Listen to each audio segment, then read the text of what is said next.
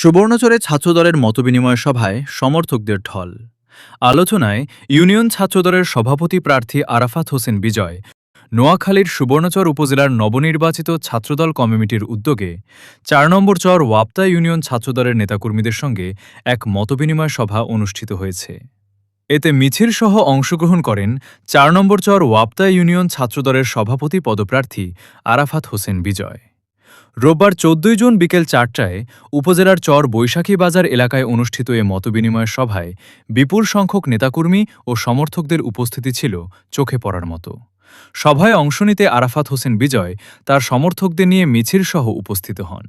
এ সময় ইউনিয়ন ও বিভিন্ন ওয়ার্ড পর্যায়ের বিপুল সংখ্যক নেতাকর্মী ও সমর্থক তার প্রতি সমর্থন জানান এবং ছাত্রদলের সাংগঠনিক কার্যক্রমকে আরও গতিশীল করার প্রত্যয় ব্যক্ত করেন। মতবিনিময় সভায় নবনির্বাচিত উপজেলা ছাত্রদল কমিটির নেতৃবৃন্দ সংগঠনকে তৃণমূল পর্যায়ে আরও শক্তিশালী করা, ঐক্য বজায় রাখা এবং শিক্ষার্থীদের অধিকার আদায়ে সম্মিলিতভাবে কাজ করার ওপর গুরুত্বারোপ করেন।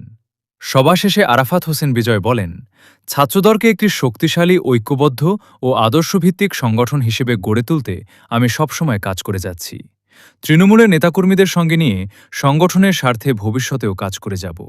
এ সময় উপস্থিত নেতাকর্মীরা আগামী দিনের সাংগঠনিক কার্যক্রমে সক্রিয় ভূমিকা রাখার অঙ্গীকার